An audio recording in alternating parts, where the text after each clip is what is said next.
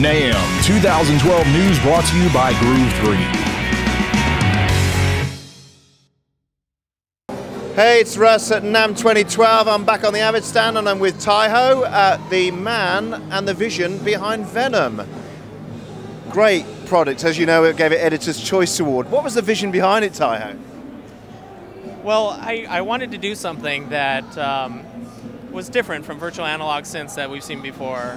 There's a lot of great ones out there, of course, but I feel like a lot of the sounds have been covered already.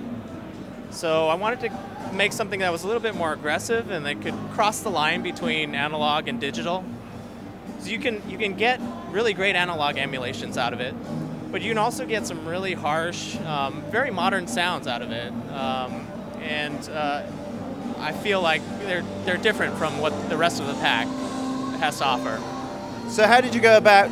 Did you sort of shortlist? We had a chat last night. We spent 3 hours waxing lyrical about our favourite vintage synths. Yeah. Did you have that kind of process where you went through either a thought process or a physical process of eliminating and choosing synths that you were going to put in there?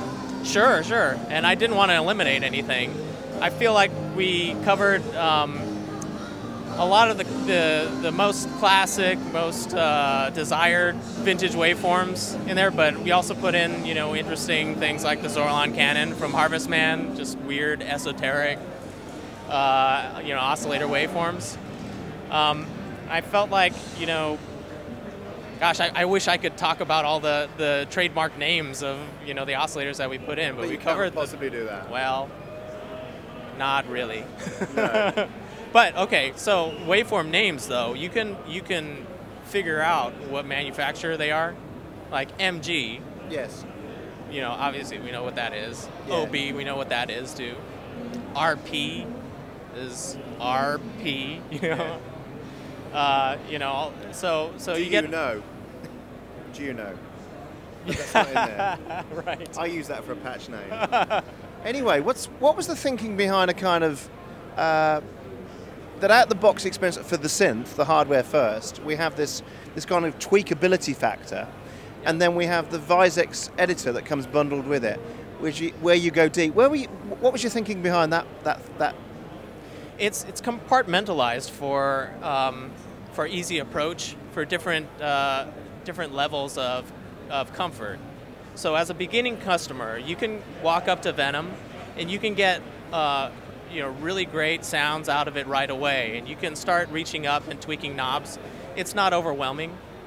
When I worked at Alesis, we did the Andromeda synthesizer, which a lot of people really like, but it had a ton of knobs on the top panel. And one of the things that we got as feedback was like it's overwhelming for a beginning synthesist, and we weren't really going after that customer anyway. But I don't want to exclude anybody. So Venom is great for a beginner. It has an audio interface in it, and you can get up and running right away. But then when you're ready to go even further, if you're a seasoned synthesist, you can open up Vizex, you can access all of the parameters in the synth, and really start tweaking in the sounds to where you need them to be. On a more sort of general level, because we again talked last night, we've been around synths for years. What would you say to somebody coming new to synthesis who's, I think we've both felt there's a bit of a fear factor there, and what would you how would you encourage a young person who's coming to it for the first time and say, hey, this is worth doing? Well, I remember how overwhelming it was when I first started. It's quite a long time ago right now, but I feel like there's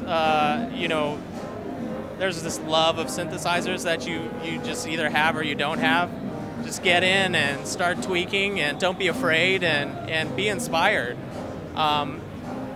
That's how I started. It was overwhelming at first too, but I think something like Venom gives you a perfect start.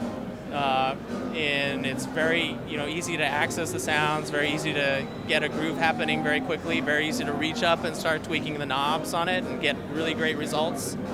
So hopefully Venom will appeal to those guys.